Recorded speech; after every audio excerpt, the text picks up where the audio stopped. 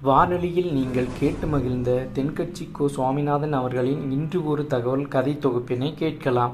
ஒரு காடு, நல்ல மரம்லாம் செழிச்சு இருந்தது. அப்படிப்பட்ட காட்டில் ஒரு சாது இருந்தார். அவர் எப்படின்னா, எப்போவும் ஒரு மரத்தடியில் உட்காந்துருப்பார். ஏன்னா அவருடைய இருப்பிடமே அதுதான். அவர் என்ன பண்ணுவார், 3 கல் வச்சுருந்தார். செங்கல் மாதிரி இருக்கும், ஆனால் அதை விட கொஞ்சம் பெருசாக இருக்கும். எதுக்கு அந்த 3 கல்லுன்னா, அதுதான் அவருடைய படுக்கை. அதாவது தூங்குறப்ப ஒரு கல்லை தலைக்கு கீழே வச்சுக்குவார், இன்னொரு கல்லை இடுப்புக்கு கீழே வச்சுக்குவார், இன்னொரு கல்லை காலுக்கு கீழே வச்சுக்குவார். உடம்பை அப்படியே ஒரு தகட்டால் மூடிக்குவார். அப்படியே தூங்கி போடுவார். மழை பெய்யுதுன்னு வச்சுங்க, அவர் உடம்பு 3 கல் மேலே இருக்குதா, அதனால் தண்ணி அடியில் ஓடி போடும், உடம்பு நனையாது. மேலே தகடு இருக்கிறதுனால மழையும் உடம்புல படாது. அவர் தூக்கமும் கெடாது, நிம்மதியாக தூங்குவார். பகலில் அந்த 3 கல்லையும் ஒரு சேர ஒரு அடுப்பு மாதிரி வச்சு அது மேலே உட்காந்துக்குவார். அதனால் பாம்பு பூச்சி எதுவும் அவரை தொந்தரவு பண்ணுறதில்ல. அது பாட்டுக்கு நகர்ந்து போயிடும். அவர் பாட்டுக்கு நிம்மதியாக இருப்பார். யாராவது எதையாவது கொண்டுகிட்டு கொடுத்தா அதை வாங்கி சாப்பிடுவார், அவ்வளவுதான். ஒரு நாள் அந்த நாட்டு அரசன் காட்டுக்கு வேட்டையாட வந்தான். அந்த வழியாக வந்தப்போ இந்த சாது படுத்துருக்கிறத பார்த்தான். பரிதாபப்பட்டான். ஐயோ பாவம், இவர் இப்படி இந்த கல் மேலே உடம்பை வச்சுக்கிட்டு தூங்குறாரே, என்ன பாடுபடுவார். இவரை நாம் அரண்மனைக்கு அழைச்சிட்டு போய் சுகமாக நிம்மதியாக இருக்கிறதுக்கு வழி செஞ்சு கொடுப்போம், அது ரொம்ப நல்லாயிருக்கும் அப்படின்னு நினச்சான். அப்படி நினச்சிக்கிட்டே அரண்மனைக்கு வந்துட்டான். அதுக்கப்புறம் ஒரு பல்லக்கையும் 2 சேவகர்களையும் காட்டுக்கு அனுப்பி அந்த சாதுவை மெதுவாக இங்கே அழைச்சிட்டு வந்துடுங்க அப்படின்னு சொல்லி அனுப்பி வச்சான். இவங்க போய் அவர்கிட்ட விவரத்தை சொன்னாங்க. எனக்கு என்னத்துக்கு அரண்மனை வாசம் அப்படின்னார். இருந்தாலும் மன்னர் உத்தரவு, நீங்கள் அவசியம் வரணும் அப்படின்னாங்க இவங்க. சரின்னு சொல்லிவிட்டு வேறு வழி இல்லாமல் புறப்பட்டார். புறப்படும் பொழுது என்ன பண்ணார்னா, மறக்காமல் அந்த 3 கல் ஒரு தகடு அதையும் எடுத்து பல்லக்கில் வச்சுக்கிட்டார். என்னத்துக்கு இதையெல்லாம் எடுத்து வைக்கிறாரு அப்படின்னு சொல்லி அவங்க யோசனை பண்ணாங்க. இருந்தாலும் அதை பற்றி ஒன்றும் கேட்கல. பேசாமல் அவரை அழைச்சிட்டு போய் அரண்மனையில் விட்டுட்டாங்க. அரசன் ஓடி வந்தான், வரவேற்றான், அறுசுவை உணவு படைத்தான். அவர் படுக்கிறதுக்கு தங்க கட்டில், பட்டு மெத்தை, இப்படி எல்லாம் ஏற்பாடு பண்ணி வச்சான். இங்கே படுத்து ஓய்வு எடுத்துங்க அப்படின்னு சொல்லிவிட்டு அவன் பாட்டு போயிட்டான். மறுநாள் காலையில் பார்க்குறான், சாது படுத்துருக்கிறார். எப்படி தெரியுமா, அந்த பட்டு மெத்தை மேலே 3 கல்லையும் வச்சு வழக்கம் போலவே அது மேலே படுத்துருக்கிறார்.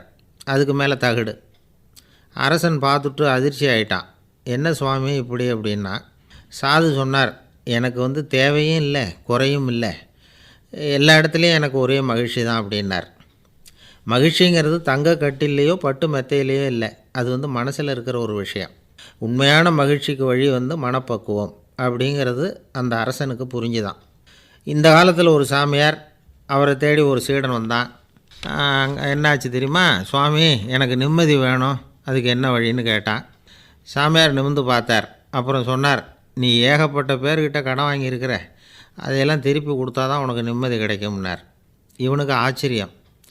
அது எப்படி சாமி, அவ்வளவு கரெக்டாக நான் கடன் வாங்கினதை கண்டுபிடிச்சிங்க அப்படின்னா, உனக்கு கடன் கொடுத்து சாமியாராக போனதே நான் தான்ப்பா, அதனால தான் இந்த கதிக்கு வந்தேன். என்கிட்டயே நிம்மதிக்கு வழி கேட்குறிய, அதுதான்டா வேதனை அப்படின்னாராம் அவர்.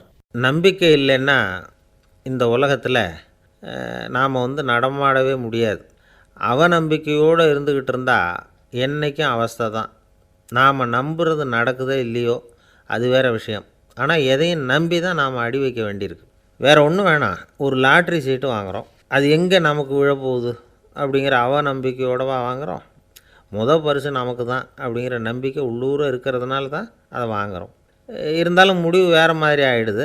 அதுக்காக மனசு சோர்ந்து போகிறதில்ல, அடுத்த மாதமும் சீட்டு வாங்குகிறோம். இந்த நம்பிக்கை தான் மனித வாழ்க்கைக்கு ஆதாரம். ஒரு கடையில் போய் டீ சாப்பிட்றீங்க, அந்த டீ நல்ல டீ தானா, அதில் விஷம் கலந்துருக்குமா அப்படிங்கிற சந்தேகம் வந்துட்டுதுன்னு வச்சுங்க. அதுக்கப்புறம் அதை எப்படி நீங்கள் சாப்பிட முடியும், நம்பி தான் சாப்பிட்ணும். ரயில் ஒழுங்காக போய் சேருங்கிற நம்பிக்கை இருக்கிறதுனால தான் அதில் ஏறி உட்காடுறோம். லெட்டர் ஒழுங்காக போய் சேருங்கிற நம்பிக்கை இருக்கிறதுனால தான் பெட்டியில் போடுறோம். சரி, நம்ம கதையெல்லாம் நம்மளோட இருக்கட்டும். மனித நம்பிக்கை எந்த அளவுக்கு உறுதியாகவும் அறிவுபூர்வமாகவும் இருக்கணுங்கிறதுக்கு அலெக்சாண்டர் வாழ்க்கையில் நடந்த ஒரு சம்பவத்தை உதாரணமாக சொல்லலாம். இந்த உலகத்தையே ஜெயிக்கணும்னு புறப்பட்டார் அலெக்சாண்டர். ஒரு கட்டத்தில் அவர் சிட்னஸ் நதி கரைக்கு சேர்ந்தார். அந்த சமயத்தில் அவருக்கு கடுமையான நோய் வந்துட்டுது. அவர் கூடவே வந்திருந்த கிரேக்க வைத்தியர்கள் என்னென்னமோ முயற்சியெல்லாம் பண்ணி பார்த்தாங்க. இருந்தாலும் அலெக்சாண்டருக்கு வந்திருக்கிறது என்ன நோய்ங்கிறத அவங்களால கண்டுபிடிக்க முடியல. ஏன்னா அந்த பகுதியில் உள்ளவங்களுக்கு மட்டுமே அதிகமாக வரக்கூடிய ஒரு வினோதமான நோயாக இருந்தது அது. ஆனால் அவர் இருக்கிற இடம் எதிரியோட இடம், பாரசீக மன்னனோட ஆளுகைக்கு உட்பட்ட இடம். என்ன பண்ணுறது அப்படின்னு எல்லாரும் யோசனை பண்ணாங்க. பாரசீக மன்னனோட அரண்மனையில் இருக்கிற வைத்தியர் வந்தால் இந்த நோயை குணப்படுத்தி விடுவார் அப்படின்னு சொன்னாங்க. இருந்தாலும் எதிரியோட நாட்டில் இருக்கிற வைத்தியரை கூப்பிட்டு எப்படி நம்பி வைத்தியம் பார்க்க சொல்கிறது அப்படின்னு சொல்லி எல்லோரும் தயங்கினாங்க. ஆனால் அலெக்சாண்டர் தயங்கலை. பரவாயில்ல, அழைச்சிட்டு வாங்கன்னு விட்டார். உடனே அவரை போய் அழைச்சிட்டு வந்துட்டாங்க. அவர் வந்தார். அலெக்சாண்டர் உடம்பை பரிசோதனை பண்ணி பார்த்தார். சரி, இதை குணப்படுத்தி விடலாம், பயப்பட வேண்டியதில்லை. ஆனால் இதுக்கு ஒரு மூலிகை ரசம் தயார் பண்ணி கொடுக்கணும். நான் போய் அதை தயார் பண்ணிவிட்டு 2 நாளில் திரும்பி வந்துடுறேன் அப்படின்னு சொல்லிவிட்டு போனார் அந்த வைத்தியர். அதே மாதிரி 2 நாளில் திரும்பி வந்தார் மூலிகை ரசத்தோடு. இதுக்கு இடையில் அலெக்சாண்டரோட தளபதிகளில் ஒருத்தர் ரகசியமாக ஒரு எச்சரிக்கை கடிதம் கொடுத்து அனுப்பியிருக்கிறான். அதை வாங்கி என்ன விஷயம்னு பார்த்தார். இப்போ உங்ககிட்ட வந்திருக்கிற எதிரி நாட்டு வைத்தியரை நம்பாதீங்க, அவன் கொண்டுகிட்டு வந்திருக்கிற மூலிகை ரசத்தில் விஷம் கலந்துருக்குது அப்படின்னு அதில் எழுதியிருக்கு. அதை பார்த்தார் அலெக்சாண்டர். இருந்தாலும் கொஞ்சம் கூட அலட்டிக்கலை. வைத்தியர் கொடுத்த மருந்தை வாங்கி கடகடன்னு குடிச்சுட்டு அதுக்கப்புறம் அந்த கடிதத்தில் இருந்த விஷயத்தை அந்த வைத்தியர்கிட்ட சொன்னார். வைத்தியர் திகைச்சு போயிட்டார். தன் மேலே அலெக்சாண்டர் வச்சுருக்கிற நம்பிக்கையை பார்த்து அவருக்கு ரொம்ப வியப்பு. வைத்தியர் உண்மையிலேயே நல்ல மருந்து தான் கொண்டுகிட்டு கொடுத்துருக்கிறார், அதில் விஷம்லாம் எதுவும் கலக்கலை. அதுக்கப்புறம் அலெக்சாண்டர் அந்த வைத்தியரை பார்த்து சொன்னாராம், நம்பிக்கைங்கிற அச்சாணியை ஆதாரமாக வச்சுக்கிட்டு தான் இந்த உலகம் சுற்றிக்கிட்டு இருக்குது. எனக்கு எதிரியாக இருந்தாலும் பாரசீக மன்னர் ரொம்ப பெரியவர்.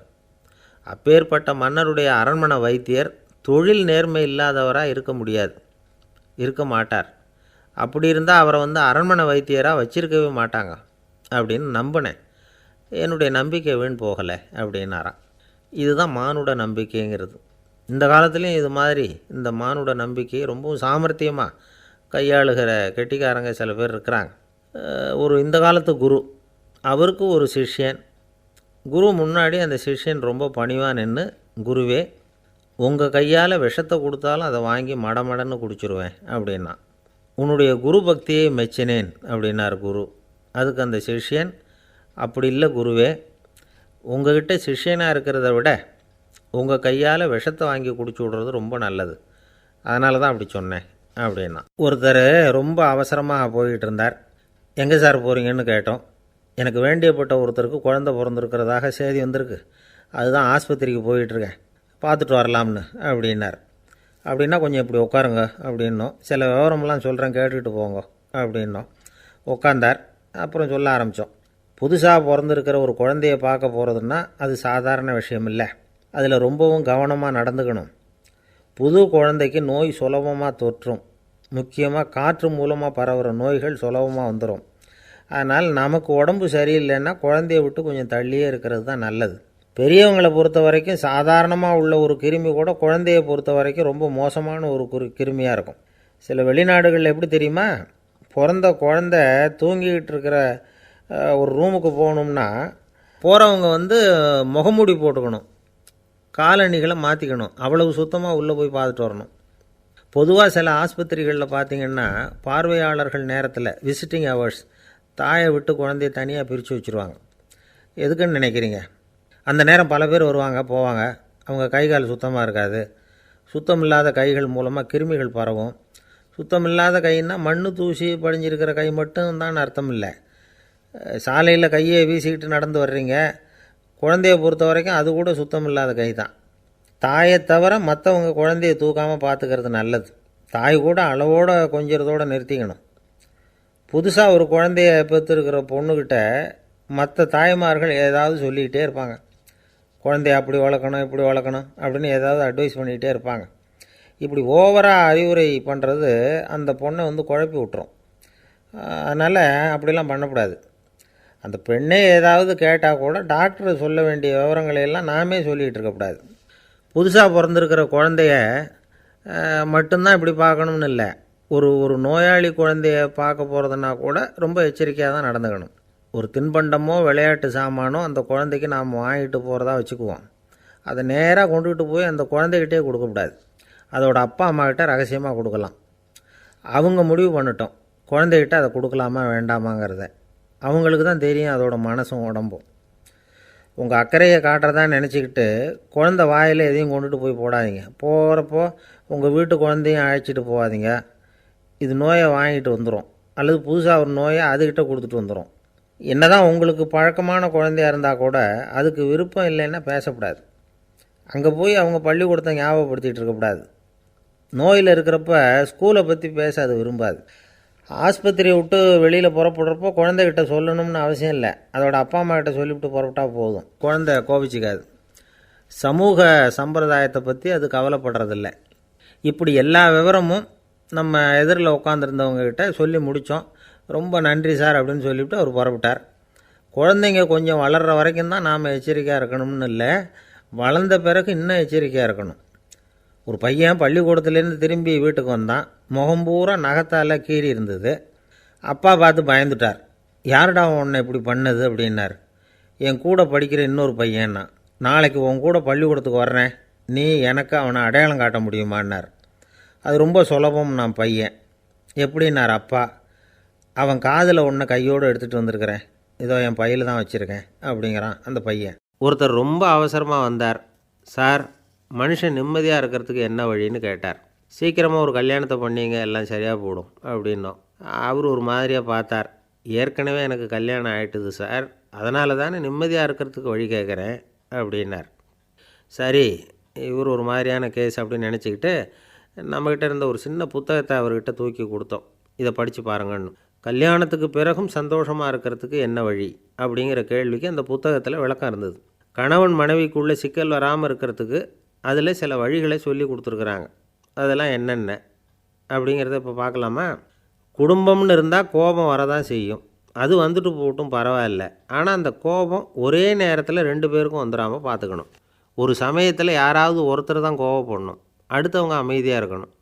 அதுக்கப்புறம் இவர் அமைதியான உடனே அவங்க ஆரம்பிச்சிக்கலாம். கோபமாக ஏதாவது சொன்னால் உடனே கோபமாக பதில் சொல்லக்கூடாது. கொஞ்சம் பொறுத்து கோபம் தீர்ந்த உடனே அந்த பதிலை சொல்லலாம். அப்போ பதில் கோபமாக இருந்தால் கூட அது அவ்வளோ பெருசாக தெரியாது. அற்ப விஷயத்துக்கெல்லாம் காய்ச்சி மூச்சுன்னு கத்திகிட்டு இருக்கக்கூடாது. உங்கள் 2 பேருக்குள்ளே ஒரு தர்க்கம் ஆரம்பமாயிட்டுதுன்னு வச்சுக்கோங்க. கடுமையாக 2 பேரும் விவாதம் பண்ணுறீங்க. உங்களில் ஒருத்தர் இதில் ஜெயிக்கணும்னா அது நீங்களாக இருக்க வேணாம், அடுத்தவங்க ஜெயிக்கிறதுக்கு நீங்கள் துணையாக இருங்களேன். அப்படின்னா நீங்கள் கொஞ்சம் விட்டு கொடுக்கணும், அவ்வளவுதான்.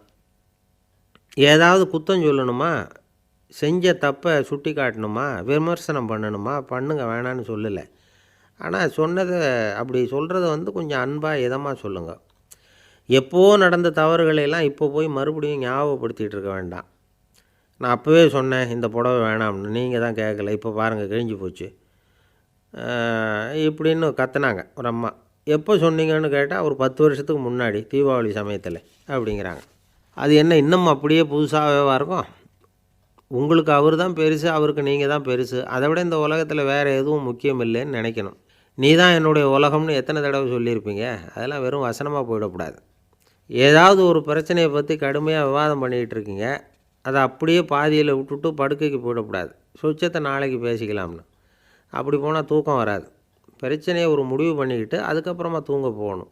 ஒரு நாளில் ஒரு தடவையாவது உங்கள் ஜோடியை பாராட்டி நல்ல விதமாக கனிவாக ஒரு வார்த்தை சொல்லணும் அப்படின்னு தீர்மானம் பண்ணிங்க. ஏதாவது தப்பு பண்ணிவிட்டீங்கன்னா பரவாயில்ல, அதை ஒத்துக்கிறதுக்கும் மன்னிப்பு கேட்குறதுக்கும் தயாராக இருக்கணும். அது ஒன்றும் கேவலம் கிடையாது. வீட்டுக்குள்ளே தானே கேட்க போகிறீங்க, வெளியில் யாருக்கு தெரிய போகுதோ? எப்படியோ உங்களுக்குள்ளே ஒரு சமரசம் ஆனால் சரிதான். ஒரு தகராறுன்னு எடுத்துக்கிட்டால் குறைஞ்சபட்சம் அதுக்கு 2 பேர் தேவை. தனியாகவே உட்காந்துக்கிட்டு நான் இப்போ தகராறு பண்ணிகிட்ருக்கிறேன் அப்படின்னு யாரும் சொல்ல முடியாது. 2 பேர் தகராறு பண்ணுறாங்கன்னா பொதுவாக அந்த 2 பேரில் யார் அதிகமாக பேசுகிறாங்களோ அவங்க பேரில் தான் தப்பு இருக்கும். அதை மனசில் வச்சுக்கணும். இதெல்லாம் தான் அந்த புத்தகத்தில் போட்டிருக்கிற வழிமுறைகள். இவ்வளவும் சரியாக வரலைன்னா அப்புறமா சொல்லுங்கள், வேறு புத்தகம் ஏதாவது இருக்கான்னு தேடுவோம். ஒரு கணவன் தன்னுடைய மனைவியை அழைச்சிட்டு ஒரு மனோதத்துவ டாக்டர்கிட்ட வந்தாராம். டாக்டர், எங்களுக்கு கல்யாணம் ஆகி 30 வருஷ காலமாக நாங்கள் ஒரு விஷயத்தில் கூட ஒத்து போனதில்லை அப்படின்னு ஆரம்பித்தார். உடனே அந்த அம்மா குறுக்கிட்டு, அது 30 வருஷம் இல்லை 32 வருஷம் அப்படின்னாங்களாம். ஒரு நாள் ஒரு தகப்பனார் தன்னுடைய பிள்ளையை அழைச்சிட்டு வந்தார். சார், இவன் சரியாக படிக்க மாட்டேங்கிறான், பெரியவங்களை மதிக்க மாட்டேங்கிறான், நீங்கள் கொஞ்ச நாள் இவனுக்கு குருவாக இருந்து நல்ல விஷயங்களை சொல்லி கொடுத்தா தேவையில்லைன்னார். பெரியவங்களையும் மதிக்காதவன் எப்படி என்ன மதிக்க போகிறான் அப்படிங்கிறது நமக்கு யோசனை வரும் இல்லையா? வேணாங்க என்னை விட்டுருங்க அப்படின்னோம். அவர் விட மாட்டேன்னு விட்டார். இல்லைன்னா அவரே சிஷ்யன் ஆகிடுவார் போல இருந்தது. சரி, வேறு வழி இல்லாமல் அந்த பையனையே என்னுடைய சீடனை ஏற்றுக்கிட்டு உபதேசமெல்லாம் பண்ண ஆரம்பித்தோம். அதாவது குரு பக்தின்னா அது எப்படி இருக்கணுங்கிறத பற்றி சொல்லி கொடுத்தோம் அவனுக்கு. சதமகர் அப்படின்னு ஒரு குரு இருந்தார். அவருக்கு ஒரு சீடர். அவன் பேர் துளசி சைதன்யன். நைஷ்டிக பிரம்மச்சாரி. தன்னுடைய குருவுக்கு எந்த நேரத்தில் எது தேவைங்கிறத புரிஞ்சுக்கிட்டு சேவை செய்கிறவன். ஆனால் இவனை பற்றி மற்ற சீடர்களுக்கு பொறாமை வந்துட்டுது. இவன் மட்டும் இப்படி இருக்கானேன்னு உடனே குருக்கிட்ட போய் கோல் மூட்டினாங்க. அவன் சரியில்லை, அவன் நடந்துக்கிறது சரியில்லை, அப்படி இப்படின்னு எதையாவது சொல்லி. இருந்தாலும் இதையெல்லாம் அந்த குரு நம்பலை. அவருக்கு தெரியும் யார் யார் எப்படின்னு. துளசி சைதன்யன் பெருமையை மற்ற சீடர்களுக்கு உணர்த்தணும் அப்படின்னு நினச்சார். அதுக்கு ஒரு வழி பண்ணார். ஒரு நாள் சீடர்களை எல்லாம் கூப்பிட்டுக்கிட்டு ஒரு காட்டு வழியாக போய்கிட்டு இருந்தார். அங்கே ஒரு பெரிய மலை அருவி கொட்டிக்கிட்டு இருந்தது. குரு சீடர்கள் பக்கம் திரும்பினார். இந்த மலையின் மேலே இருந்து அந்த படுபாதாளத்தில் குதிக்கிறதுக்கு உங்களில் யார் தயார் அப்படின்னு கேட்டார். ஒரு சீடனும் வாயை திறக்கலை, ஒதுங்கி நின்றுக்கிட்டாங்க. பின்னாடி மூட்டை முடிச்சோடு வந்துக்கிட்டு இருந்தான் துளசி சைதன்யன். அவனை பார்த்தார். தபாருப்பா, நீ மேலே இருந்து அந்த அருவியில் குதி அப்படின்னார். அப்படியே செய்கிறேன் சுவாமின்னா ஓடி போய் பொத்துன்னு குதிச்சுட்டான். அடுத்த கணமே குருநாதர் தன்னுடைய யோக சக்தியால் பறந்து போய் அவன் கீழே விழுந்துடாமல் தாங்கி பிடிச்சி கொண்டுக்கிட்டு வந்துட்டார். மற்ற சீடர்களுக்கெல்லாம் ஒரு மாதிரி ஆயிட்டுது. அடுத்தபடியாக என்ன பண்ணலாம்னு யோசித்தாங்க இவனை மாட்டி விடுறதுக்கு.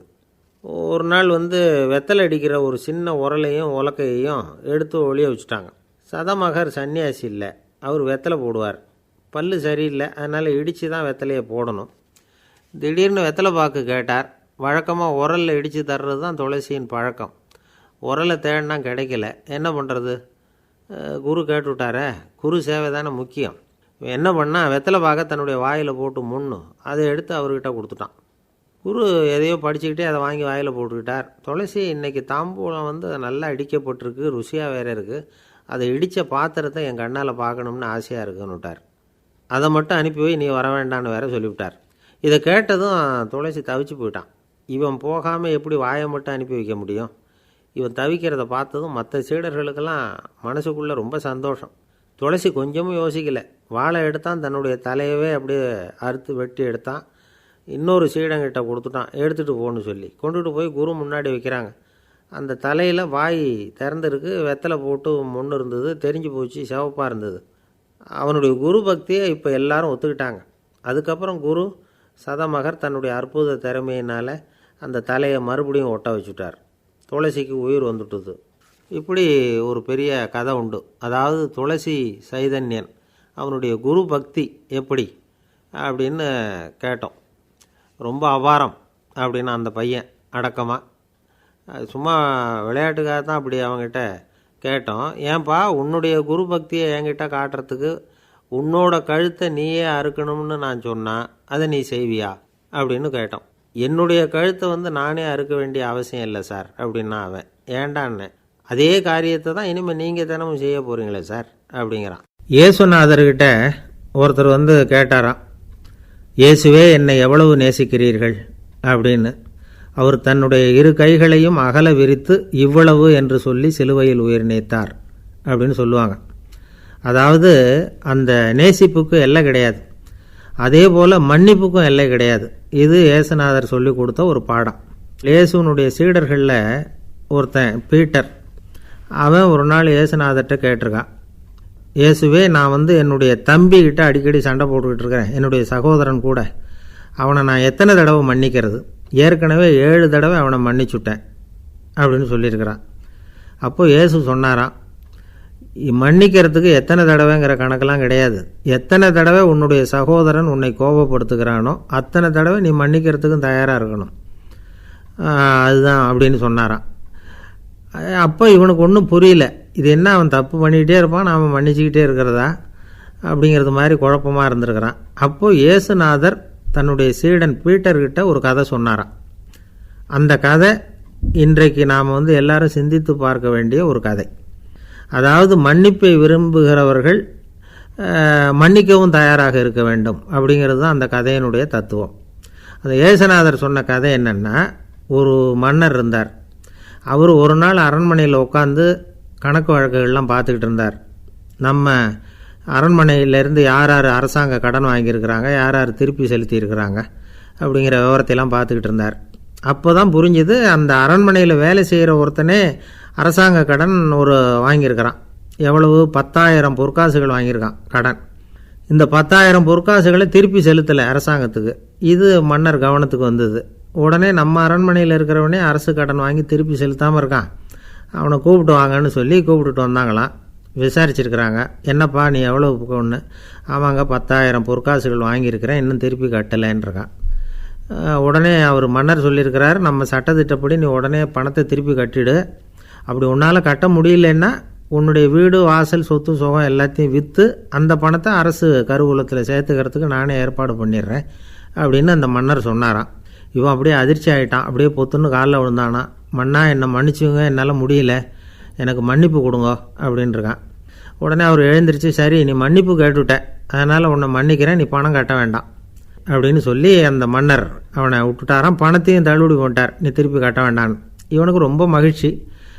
அதனால் ரொம்ப உல்லாசமாக வந்துக்கிட்டு இருக்கிறான். தெருவில் வந்துக்கிட்டு இருக்கிறப்ப இவங்கிட்ட கடன் வாங்கின ஒருத்தன் எதுக்கு வந்துக்கிட்டு இருக்கான். அவன் இவங்கிட்ட ஒரு 100 பொற்காசுகள் கடன் வாங்கியிருக்கான்.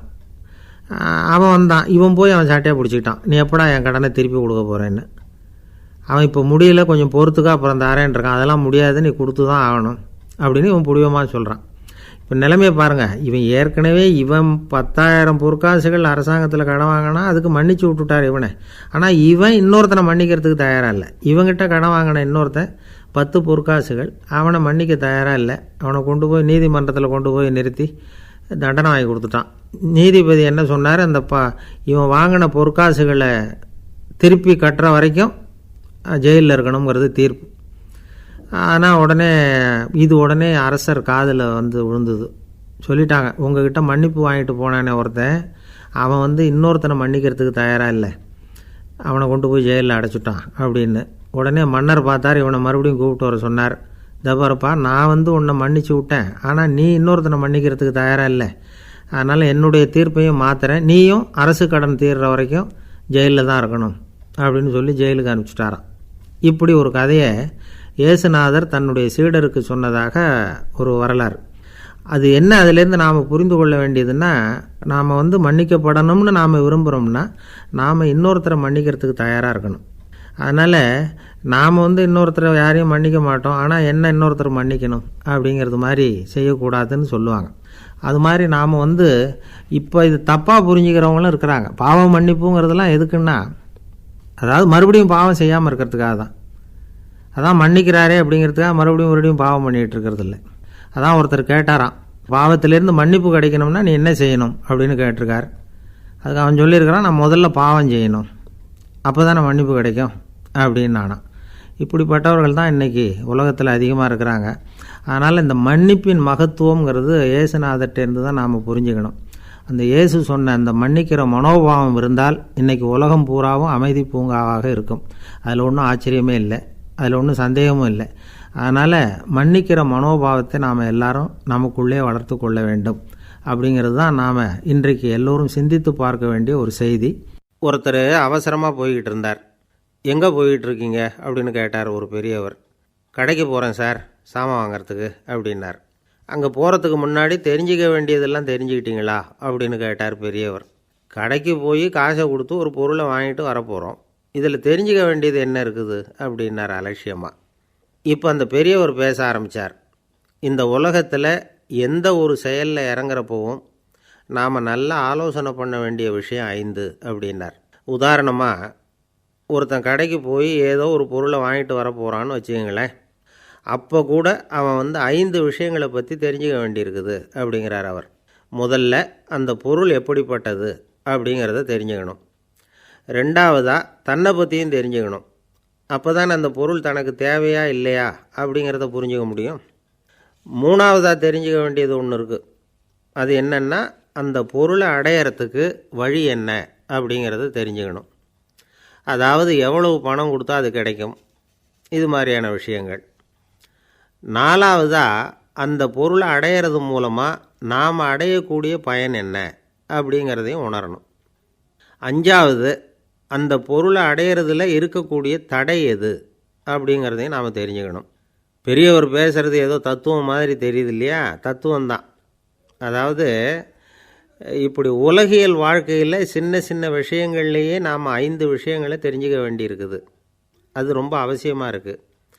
பேரின்ப நிலைன்னு சொல்கிறாங்கள்ல, அது மாதிரி பெரிய சமாச்சாரங்கள்லேயும் இந்த 5 விஷயங்களை நாம் தெரிஞ்சுக்க வேண்டியிருக்குது. அதுக்கு பேர் என்னன்னா அர்த்த பஞ்சகம். வைணவ சமயத்தில் அர்த்த பஞ்சகம்ங்கிறது ரொம்ப பெரிய விஷயம். கடைக்கு போகிறது மாதிரி கடவுளை பார்க்க போகிறப்பவும் நாம் 5 விஷயங்களை தெரிஞ்சுக்கணுமா. முதல்ல பரம்பொருள் அப்படிங்கிறது என்ன, அதோட தன்மைகள் என்ன, இதை தெரிஞ்சுக்கணும். இதுக்கு பேர் என்னென்னா பரமாத்ம ஸ்வரூபம் அப்படின்னு பேர். ரெண்டாவது, நாம் யார், நம்மோட தன்மை என்ன அப்படிங்கிறத தெரிஞ்சுக்கணும். நான் யாருன்னு எனக்கே தெரியலங்கிறப்போ இதை நான் சொல்கிறேன்னு இது என்னுடையதுன்னு சொல்கிறது தப்பு தானே. அப்புறம் மூணாவது விஷயம், பரம்பொருளை நாம் அடையிறதுக்கு வழி எது, இதை தெரிஞ்சுக்கணும். இது உபாய ஸ்வரூபம் அப்படின்னு பேர். நாலாவது விஷயம், நாம் அடைய வேண்டிய பயன்கள் என்ன அப்படிங்கிறத தெரிஞ்சுக்கிறது. இதுக்கு புருஷார்த்தம் அப்படின்னு பேர். அஞ்சாவது, அந்த பயனை அடைய விடாமல் தடுக்கிற தடைகள் யாவை அப்படிங்கிறத தெரிஞ்சுக்கிறது. இது விரோதி ஸ்வரூபம். இதைத்தான் தடையியல் அப்படின்னு சொல்கிறாங்க. அதாவது பரமாத்மாவை பற்றிய அறிவு, ஜீவாத்மாவை பற்றிய அறிவு, உபாயம் பற்றிய அறிவு, புருஷார்த்தம் பற்றிய அறிவு, இந்த 4 அறிவுக்கும் எதிரடையாக, அதாவது அதையெல்லாம் தப்பாக புரிஞ்சுக்கிறதால உண்டாகக்கூடிய அறிவு விரோதி ஸ்வரூபம். என்ன இது தகவலில் ஏதாவது கதை சொல்லுவீங்கன்னு பார்த்தா ஏதோ தத்துவம் பேசிகிட்டு இருக்கிறீங்களே அப்படின்னு நினைக்கலாம். இதுவும் தெரிஞ்சிக்க வேண்டிய ஒரு பெரிய விஷயந்தான். காதில் போட்டு வச்சா எப்போவாவது உபயோகப்படும். என்னுடைய நண்பர் ஒருத்தர் ஒரு நாள் என்கிட்ட சொன்னார், சார் அடுத்த மாதம் தஞ்சாவூரில் ஒரு கல்யாணம், போகிறதா வேண்டாமா அப்படின்னு ஒரே குழப்பமாக இருக்குது அப்படின்னார். நான் உடனே இந்த அர்த்த பஞ்சக உபதேசம் பண்ண ஆரம்பித்தேன். அவர் எல்லாத்தையும் பொறுமையாக கேட்டுவிட்டு, சரி சார் நான் போகிறதுன்னு முடிவு பண்ணிவிட்டேன்னார். எப்படி இந்த முடிவுக்கு வந்தீங்க அப்படின்னு கேட்டேன். அவர் சொன்னார், சார் அந்த 2வது பாயிண்ட் ஒன்று சொன்னீங்களே, அதை புரிஞ்சுக்கிட்டதுக்கு அப்புறம்தான் இந்த முடிவுக்கு வந்தேன் அப்படின்னார். என்ன 2வது பாயிண்ட்டுன்னு? அதாவது தன்னை பற்றி புரிஞ்சுக்கணும் அப்படின்னு சொன்னீங்க. உடனே என்னை பற்றி புரிஞ்சுக்கிட்டேன், நான் யாருங்கிறது எனக்கு தெரிஞ்சுது, உடனே போகிறது தான் நல்லதுன்னு முடிவு பண்ணிவிட்டேன்னார். நீங்கள் யாருன்னு கேட்டேன். நான் தான் சார் அந்த கல்யாணத்தில் தாலி கட்ட வேண்டிய மாப்பிள்ளை அப்படின்னார். ஒரு தந்தை தன்னோட பிள்ளைய ரொம்ப தைரியசாலியாக வளர்க்கணும்னு ஆசைப்பட்டார். அதுக்காக அவனை கூப்பிட்டு உட்கார வச்சு இப்படி உபதேசம் பண்ணார். இதை பாருப்பா, நான் உன்னாட்டம் இருக்கிறப்போலாம் எதுக்கும் பயப்பட மாட்டேன், ரொம்ப துணிச்சலாக இருப்பேன். ஒரு நாள் ஒரு அப்பாவி எலியை ஒரு பூனை துரத்திட்டு ஓடிச்சு. நான் உடனே என்ன செஞ்சேன் தெரியுமா? அந்த பூனையை பிடிச்சேன், அது வாலில் ஒரு பட்டாசு சரத்தை கட்டினேன், கொளுத்தி விட்டேன், படபடன்னு வெடிக்க ஆரம்பிச்சுட்டுது. அது துள்ளிக்கிட்டு அங்கேயும் இங்கேயும் ஓடி இருக்கு பாரு ஓட்டம், ரொம்ப தமாஷு அப்படின்னார் அப்பா. இப்படி சொல்லிவிட்டு பையனை பார்த்து, இதை கேட்குறதுக்கு உனக்கும் துணிச்சல் வருதா, நான் என்னுடைய செயலை நீ கேட்குறப்போ உனக்கு துணிச்சல் வருதா அப்படின்னு கேட்டார். வருதுன்னா பையன். எப்படின்னா அப்படிங்கிற விவரத்தையும் சொன்னான் அவன். அதாவது எலியை விரட்டினத்துக்காக பூனை வாலில் பட்டாசு கொளுத்துனீங்க நீங்கள், பூனையை விரட்டினத்துக்காக உங்கள் கழுத்தில் பட்டாசு சரத்தை மாட்டினா என்னென்னு தோணுது எனக்கு அப்படின்னு நான் பையன். பையனோட துணிச்சல் அப்பாவே நடுங்க வச்சுட்டுது. அது சரி, ஒரு அப்பா பிள்ளைக்கு இப்படியா உபதேசம் பண்ணுறது? எல்லாருக்கிட்டையும் அன்பாக பழகிறது எப்படி அப்படின்னு சொல்லி கொடுக்கணும். பிஞ்சு உள்ளங்களில் நஞ்சை தூவலாமா? ஒரு நாள் விநாயகர் ஒரு பூனையோடு விளையாடிக்கிட்டு இருந்தாராம். அப்படி ஆசையாக விளையாடிக்கிட்டு இருந்தப்போ அவரோட கை நகம் தவறுதெல்லாம் பூனையோட முகத்தில் பட்டுட்டு தான். அது ஒரு சின்ன கீறலை உண்டாகி விட்டுது. அப்பா அவர் அதை ஒரு பெருசாக நினைக்கல. கொஞ்ச நேரத்துக்கு அப்புறம் விநாயகர் வீட்டுக்கு வந்தார். அவங்க அம்மா பார்வதி தேவியை பார்த்தார். பார்வதி தேவி கன்னத்தில் விரலால் கீறினது மாதிரி ஒரு அடையாளம் இருந்தது. விநாயகருக்கு அதிர்ச்சி, ஆச்சரியம். நம்ம அம்மா இந்த உலகத்துக்கே தாயார், அப்பேற்பட்ட அவங்க முகத்திலேயே கீறலை உண்டாக்கக்கூடியவங்க யாராக இருக்க முடியும் அப்படின்னு யோசனை பண்ணார். தாயே, உன்னுடைய கன்னத்தில் இந்த வடு எப்படிம்மா ஏற்பட்டதுன்னு கேட்டார். குழந்தாய், இது நீ செஞ்ச காரியம்தான்ப்பா, உன்னுடைய கை நகம் கீறினதுனால ஏற்பட்ட வடு தான் இது அப்படின்னாங்க அவங்க. விநாயகர் திடுக்கிட்டு போட்டார். எப்படிம்மா அது? நான் எந்த காலத்துலேயும் ஒன்று அப்படி கீறினதாக எனக்கு நினைவு இல்லையே அப்படின்னார். இன்றைக்கி காலையில் ஒரு பூனையை கீறினதை நீ மறந்துட்டியா அப்படின்னாங்க அந்த அம்மா. விநாயகர் திகைச்சு போய் நின்னார். பார்வதி தேவி சொன்னாங்க, இதை பார்ப்பா, இந்த உலகத்தில் இருக்கக்கூடிய எல்லா உயிர்கள்லேயும் நான் இருக்கிறேன். நான் தான் இந்த உலகமாக ஆகியிருக்கிறேன். ஆகையினால நீ யாரை துன்புறுத்தினாலும் அது உண்மையிலேயே என்ன துன்புறுத்தினதாக தான் வந்து முடியும் அப்படின்னாங்க. விநாயகர் மனசுக்குள்ளே ஒரு வெளிச்சம் ஏற்பட்டு தான். அதுக்கப்புறம் அவர் யாரையுமே கல்யாணம் பண்ணிக்காததுக்கு அதுதான் காரணமாக. இந்த உலகத்தில் எல்லாரையும், இங்கே இருக்கிற எல்லாத்தையும் தாயின் வடிவமாக அவர் பார்க்க ஆரம்பிச்சிட்டாராம். குருதேவர் ராமகிருஷ்ணர் இந்த கதையை எடுத்து சொல்லியிருக்கிறார். நபிகள் நாயகம் ஒரு தடவை ஒரு நாற்காலியில் உட்காந்து என்னமோ யோசனை பண்ணிகிட்டு இருந்திருக்கிறார். அப்போ அவரோட உடையில் ஒரு கீழ்ப்பகுதி தரையில் படிஞ்சு கிடந்திருக்குது. அங்கே விளையாடிக்கிட்டு இருந்த ஒரு பூனை அது மேலே வந்து படுத்து தூங்கி போச்சு. தொழுகை செய்ய வேண்டிய நேரம் வந்துட்டது. நபிகள் நாயகம் எழுந்திருக்க பார்த்தார். அப்போ தான் பூனை தன்னோட உடை மேலே படுத்து தூங்கிட்டு இருக்கிறது கண்ணில் படுது. பூனையோட தூக்கத்தை கலைக்க விரும்பல அவர். தன்னுடைய சகோதரியை கூப்பிட்டார். ஒரு கத்திரிக்கோல் எடுத்துகிட்டு வர சொன்னார். பூனை படுத்திருந்த உடைப்பகுதி மட்டும் இருக்குல்ல, அதை மட்டும் அதோடு கத்திரிச்சு விட்டுட்டு அதுக்கப்புறம் அவர் எழுந்திரிச்சு தொழுகைக்கு போனாராம். அதாவது பிற உயிர்கள்கிட்ட எப்படி அன்பு காட்டணுங்கிறத பெரியவங்க எவ்வளவோ விதத்தில் நமக்கு எடுத்து காட்டியிருக்கிறாங்க. இருந்தாலும் எத்தனை பேர் மனசில் அதெல்லாம் உரைச்சிருக்குது. நாமளும் நம்ம ட்ரெஸ்ஸு மேலே ஒரு பூனை படுத்திருந்தா ஒரு கத்திரிக்கோலை தான் தேடுவோம், எடுத்துக்கிட்டு வர சொல்லுவோம். துணியை வெட்டுறதுக்கு பதிலாக இல்லை அதோட வாழை வெட்டினா என்ன அப்படின்னு தோணும். ஒரு ஆள் ரொம்ப பிரியமாக ஒரு பூனையை ஆற்றுல குளிப்பாட்டிக்கிட்டு இருந்தானா. எப்படி? அந்த பூனையை ஆற்று தண்ணியில் அமுக்கி அமுக்கி குளிப்பாட்டிக்கிட்டு இருக்கிறான். அந்த வழியாக போன பெரியவர் ஒருத்தர் இதை பார்த்தார். இதை பார்ப்பா, பூனையை அது மாதிரி ஆற்று தண்ணியில் அமுக்கி குளிப்பாட்டாத, மூச்சு திணறி செத்து போடும் அப்படின்னு அட்வைஸ் பண்ணார். நீ போய் அவன் வேலையை பார்த்துக்கிட்டு, எனக்கு எல்லாம் தெரியும்னா இவன். சரின்னு அவர் போயிட்டார். கொஞ்ச நேரம் கழித்து அவரே அந்த வழியாக திரும்பி வந்துக்கிட்டு இருந்தார். ஆற்றுல பூனையை குளிப்பாட்டிக்கிட்டு இருந்தவன் அழுதுகிட்டு உட்காந்துருக்கிறான். பக்கத்தில் அந்த பூனை செத்து கிடக்குது. இதை பார்த்தார் பெரியவர். நான் தான் அப்போவே சொன்னேனே அந்த பூனையை ஆற்றுல நினைக்காதேன்னு, அதை கேட்டிருந்தா அப்படி ஆயிருக்குமா அப்படின்னார். அந்த ஆள் கோபமாக இவரை முறைச்சி பார்த்தான். அட போய்யா, இந்த பூனை ஆற்றுல குளித்ததுனால ஒன்றும் செத்து போகல, குளித்ததுக்கப்புறம் அதோட உடம்பு ஈரமாக இருக்குதுன்னு அதை புழிஞ்சேன், அதனால தான் இப்படி ஆயிட்டுது அப்படின்னு நானாம். இந்த காலத்து புள்ள ஒருத்தன் தன்னோட அப்பாவை பார்த்து சொன்னான், அப்பா நான் உனக்கு உதவி செய்யலாம்னு நினைக்கிறேன், என்ன உதவி செய்யணும்னு சொல்லு அப்படின்னா. நீ சும்மா இருந்தால் அதுவே எனக்கு செய்கிற பெரிய உதவிடா அப்படின்னார் அப்பா. சும்மா இருக்கிறதும் ஒரு உதவி தான், அது மாதிரி மௌனமும் ஒரு சமூக சேவை தான் அப்படிங்கிறார் காஞ்சி பெரியவர். நமக்கு 5 புலன்கள் இருக்குது, மெய் வாய் கண் மூக்கு செவி. இந்த 5லேயும் அதிகப்படியான வேலை எதுக்குன்னு நினைக்கிறீங்க? வாய்க்கு தான். ஏன்னா அதுக்கு 2 வேலை. இப்போ கண்ணுக்கு பார்க்குறது மட்டும்தான் வேலை, காதுக்கு கேட்குறது மட்டும்தான் வேலை, மூக்குக்கு வாசனை அறியறது தான் வேலை, உடம்புக்கு உணர்றது மட்டும்தான் வேலை. ஆனால் வாய் அப்படி இல்லை, அதுக்கு 2 வேலை, சாப்பிட்றதும் அதுதான், பேசுகிறதும் அதுதான். அதாவது வாய் ஒன்று தான் கர்மேந்திரியமாகவும் இருக்குது, ஞானேந்திரியமாகவும் இருக்குது அப்படின்னு சொல்லுவாங்க. சாப்பாட்டில் உட்காந்தா எந்தெந்த ஆகாரம் என்னென்ன ருசின்னு அறிவிக்கிற வேலையும் செய்யுது. சபையில் உட்காந்தா பாடுறது, பேசுறது, சிரிக்கிறது, இது மாதிரியான வேலையும் செய்யுது. இன்னொரு வித்தியாசம், கண்ணு காது மூக்கெல்லாம் ஸ்ட்ரெயின் பண்ணிக்கிட்டு வேலை செய்கிறதில்ல. ஒரு ரோஜா பூ பார்த்தா உடனே மூக்கு அப்படியும் இப்படியும் அசைய ஆரம்பிக்கிறதில்ல. ஒரு சங்கீதத்தை கேட்ட உடனே காது ஆட ஆரம்பிக்காது.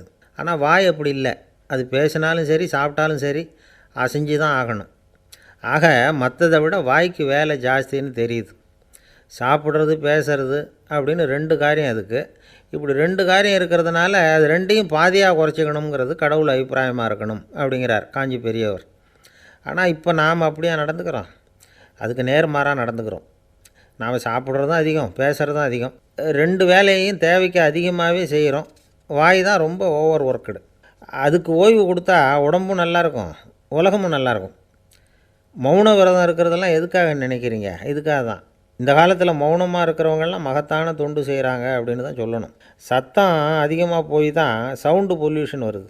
அது மட்டும் இல்லை, மௌனமாக இருந்தால் சண்டை சச்சரவே வராது. மௌனம் கலக நாஸ்தி. ஆக இதுவும் ஒரு சமூக சேவை தான். நமக்கு தான் வாய் இருக்குதேங்கிறதுக்காக வசமாக சாப்பிட்றதும் தப்பு, வளவளன்னு பேசுகிறதும் தப்பு. ஒரு கருத்தை சொல்கிறதுக்கு ஒரே ஒரு சொல்லு போதும் அப்படின்னு இருக்கும்பொழுது 2 சொற்களை செலவு பண்ணாதே. எவ்வளவு சொன்னாலும் அதனால் ஒரு பயனும் விளையாது அப்படின்னு தெரிய வருமேயானால் அந்த ஒரு சொல்லையும் விரயம் பண்ணாதே அப்படிங்கிறார் ஒரு அறிஞர். எல்லா குணங்கள்லேயும் மௌனம்தான் சிறந்தது அப்படிங்கிறார் ஒருத்தர். மௌனமாக இருக்கிறது மூலமாக மற்றவர்கள் குறைகளை நம்மால் தெரிஞ்சிக்க முடியும். அதே சமயத்தில் நம்மக்கிட்ட இருக்கிற குறைகளை மற்றவங்களுக்கு தெரியாமல் மறைச்சிக்கவும் முடியுங்கிறார் அவர். உண்மைதானே? ஒரு பெரிய மேடை பேச்சாளர், பொது வாழ்க்கையில் 25 வருஷ காலமாக ஈடுபட்டிருக்கிறவர். அவர் மனைவி ஒரு நாள் சொன்னாங்க, எங்கள் வீட்டுக்காரர் 25 வருஷ காலமாக பொது வாழ்வில் ஈடுபட்டிருந்தா கூட இந்த மாதம் 10ஆம் தேதியிலேருந்து தான் மக்களுக்கு சேவை செய்ய ஆரம்பிச்சிருக்கார் அப்படின்னாங்க ரொம்ப பெருமையாக. 10ஆம் தேதிக்கு அப்படி என்ன விசேஷம் அப்படின்னு கேட்டோம். அன்னையிலேருந்து தான் அவர் மேடையில் பேசுகிறத நிறுத்தினார் அப்படின்னாங்க அந்த அம்மா. பொங்கல் திருநாள். பொங்கல் திருநாள்னால் இது ஏதோ அறுவடை திருநாள் அப்படின்னு சொல்லுவோம். அதாவது வருஷம் பூரா நாம் பாடுபட்டு அதனுடைய பலனை அனுபவிக்கிற நாள் அப்படிங்கிறது நாம் சொல்லிகிட்டு இருக்கிறது. இது முக்கியமாக இது ஒரு நன்றி அறிவிப்பு நாள் அப்படின்னு சொல்லுவாங்க. இன்றைக்கி நிறைய நன்றி அறிவிப்பு கூட்டம்லாம் நடந்துக்கிட்டு இருக்குல்ல, அது மாதிரி விவசாயிகள் நடத்துகிற ஒரு நன்றி அறிவிப்பு விழா இது. யாருக்கு நன்றி சொல்கிறாங்கன்னா ஆதவனுக்கு. அதாவது சூரியன் இல்லைன்னா விவசாயம் இல்லை. அதனால் ஆதவனுக்கு நன்றி செலுத்துகிற நாளாக இந்த பொங்கல் திருநாளை நாம் கொண்டாடுறோம். அதாவது இந்த பொங்கலில் விவசாயிகள்கிட்டேருந்து நிறைய பண்புகளை நாம் தெரிஞ்சுக்க வேண்டிய நாள் இது. விவசாயிகள் அவங்க விவசாயம் முன்னேறி இருக்கிற அளவுக்கு விவசாயிகளுடைய வாழ்க்கை தரம் முன்னேறலை. அந்த அளவுக்கு அவர்கள் நாட்டுக்காக உழைச்சிக்கிட்டு இருக்கிறாங்க. அந்த காலத்துலேயே அதை பற்றி ஒரு கதை சொல்கிறது உண்டு. ஒரு வயசான ஆள் நிலத்தில் ஏறு உழுதுகிட்டு இருந்தாராம். கிழிஞ்சு போன ஒரு சின்ன துண்டை தான் இடுப்பில் கட்டியிருந்தாராம். தலையில் ஒரு கந்தலை சுற்றி இருந்தார். உடம்பு பூரா சேரு, ரொம்ப ஏழை. ஏறு ஓட்டிகிட்டு இருக்கிறவர் வேறு எப்படி இருப்பார்? இருந்தாலும் அந்த ஆள் ரொம்ப ஜாலியாக பாட்டு பாடிக்கிட்டே ஏறு உழுதுகிட்டு இருந்தாராம். உடம்புல தான் அவர் ஏழையை தவிர மனசில் ஒரு ஏழையாக தெரியல. அந்த சமயத்தில் அந்த நாட்டு ராஜா அந்த பக்கமாக குதிரை மேலே வந்தாராம். வேட்டைக்கு போயிட்டு பரிவாரங்களோடு திரும்பி வந்துக்கிட்டு இருக்கிறார். ரொம்ப செல்வ செழிப்பில் இருக்கிற ராஜா அவர் இந்த வயசான விவசாயியை பார்த்துருக்கார். இந்த ஆள் ரொம்பவும் ஏழைங்கிறது அவர் பார்த்தாவே பளிச்சுன்னு தெரியுது. கட்டிக்கிறதுக்கு நல்ல துணி இல்லை, உடம்போ இழைச்சி போயிருக்குது, வயிறு முதுகில் போய் ஒட்டிக்கிட்டு இருக்கு, கண்ணு குழி விழுந்து போயிருக்குது. ஆனாலும் முகத்தை பார்த்தா சந்தோஷமாக இருக்கிற மாதிரி இருக்குது. இவ்வளோ உற்சாகமாக பாடிக்கிட்டு இருக்கிறாரே அப்படின்னு ஆச்சரியமாக நினச்சி பார்த்தார் அந்த ராஜா. சரி, அவர்கிட்ட கொஞ்சம் பேச்சு கொடுத்து பார்க்கலாம் அப்படின்னு முடிவு பண்ணார். ஐயா பெரியவரே, இப்படி கொஞ்சம் வர முடியுமான்னாராம்.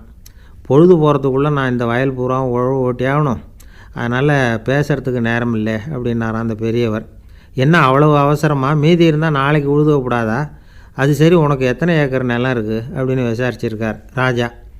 எனக்குன்னு சொந்தமாக உள்ளங்கை அளவு கூட நிலம் கிடையாது. இது எங்கள் முதலாளியோட நிலம். இதை பூராவும் உழுது முடித்தாதான் அவர் கூலி கொடுப்பார். நான் கூலிக்கு உழுதுகிட்டு இருக்கிறேன். உங்ககிட்ட பேசிக்கிட்டு இருந்தால் அவருக்கு துரோகம் பண்ணது மாதிரி ஆகிடும் அப்படின்னாராம். ராஜா குதிரையை விட்டு கீழே இறங்கினார். வரப்பில் நடந்து அந்த பெரியவர்கிட்டே போனாராம்.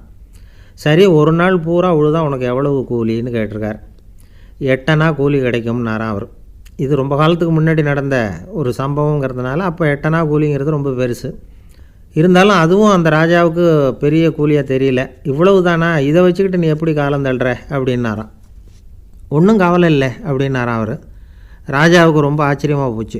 8 அணா கூலி வாங்குகிற இந்த ஆள் கவலை இல்லாமல் இருக்கிறார், ஏராளமான வசதியோடு இருக்கிறன்னா கவலை இல்லாமல் வாழ முடியலையே அப்படின்னு நினச்சி பார்த்துருக்கார்.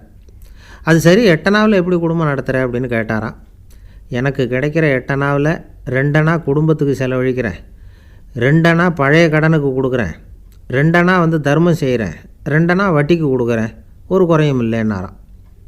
ராஜாவுக்கு ஒன்றும் புரியல. எனக்கு ஒன்றும் புரியலேன்னு இருக்கார். ஐயா, எனக்கும் என் மனைவிக்கும் 2 அணா செலவாகுது. வயசான அம்மா அப்பா இருக்கிறாங்க, சின்ன வயசில் என்னை காப்பாற்றினவங்க அவங்க. அந்த கடனுக்கு 2 அணா செலவாகுது, அது பழைய கடன். என் தங்கச்சி ஒருத்தி ஆதரவு இல்லாத நிலைமையில் தன்னுடைய மகனோட என் வீட்டில் இருக்கிறா. அவளுக்கும் அவள் மகனுக்கும் 2 அணா செலவு பண்ணுறேன், அது தர்மம். எனக்கு 2 பிள்ளைங்க இருக்கிறாங்க, அவங்களுக்கு 2 அணா செலவு பண்ணுறேன், அது வட்டிக்கு கொடுக்கறது மாதிரி. பிற்காலத்தில் அவங்க எங்களை காப்பாற்றுவாங்க. அந்த வகையில் நான் திருப்தியோடு வாழ்ந்துக்கிட்டு இருக்கிறேன் அப்படின்னாராம். ராஜாவுக்கு அர்த்தம் புரிய ஆரம்பிச்சுதான். அந்த பெரிய நிலத்தை விலை கொடுத்து வாங்கி அந்த பெரியவருக்கே தானமாக கொடுத்துட்டாராம். இப்போ உழுதவருக்கே நிலம் சொந்தமாகிட்டுது. அன்னையிலேருந்து அரசனுக்கும் ஆறுதல் கிடைச்சிதான். இப்படி ஒரு கதை சொல்லுவாங்க. எட்டனா வருமானத்தை வச்சுக்கிட்டு எப்படி காலத்தை தள்ளுறதுன்னு சொல்கிறதுக்காக இந்த கதையை சொல்கிறதாக யாரும் தப்பாக நினச்சிக்கக்கூடாது. கிடைக்கிறத எப்படி பங்கு போடுறார், எப்படி திருப்தியாக வாழறார் அப்படிங்கிறது தான் முக்கியம். அது மாதிரி இன்றைக்கு இந்த பொங்கல் திருநாளில் உழவர்கள் மனசு மகிழ்ச்சியாக இருந்ததுன்னா அது எல்லாரும் மகிழ்ச்சியாக இருக்கிறது மாதிரி அர்த்தம். அதனால் அவர்கள்ட்டேருந்து நாம் பாடம் கற்றுக்கணும். சில உழவர்கள் தங்கள் நிலத்தில் விளையிறத தாங்கள் சாப்பிட மாட்டாங்க. அடுத்தவங்கள்ட்ட விற்றுட்டு சந்தையில் போய் வேறு அரிசி வாங்கிட்டு வந்து தான் இவங்க சாப்பிடுவாங்க. அப்படிப்பட்ட விவசாயிகள்லாம் இது உண்டு. பங்கிடுகிற பண்பை உழவர்கள்ட்டேருந்து கற்றுக்கொள்ளுங்கள் அப்படிம்பாங்க. ஒரு ஆள் நிம்மதியாக மகிழ்ச்சியாக இருந்தானா, உங்கள் நிம்மதிக்கும் மகிழ்ச்சிக்கும் என்ன காரணம்னு கேட்டிருக்கார் இன்னொருத்தர். என்கிட்ட இருந்தது பூராவையும் என் பிள்ளைங்களுக்கு சமமாக பங்கு போட்டு கொடுத்துட்டேன், எனக்குன்னு எதுவுமே வச்சுக்கல, அதுதான் நிம்மதிக்கு காரணம்ன்றிருக்கான். உங்ககிட்ட இருந்தது எவ்வளவு இருந்தது அப்படின்னு கேட்டிருக்காரு அவர். மொத்தமாக ஒரு 50,000 ரூபா இருக்கும் அப்படின்னு இருக்கான். அவ்வளவும் பணமாகவே இருந்ததா அப்படின்னு கேட்டிருக்காங்க இவங்க. இல்லைங்க, அவ்வளவும் கடன், அதை தான் பிரித்து கொடுத்துருக்கேன் பிள்ளைங்கக்கிட்ட அப்படின்னு நானும். அவன்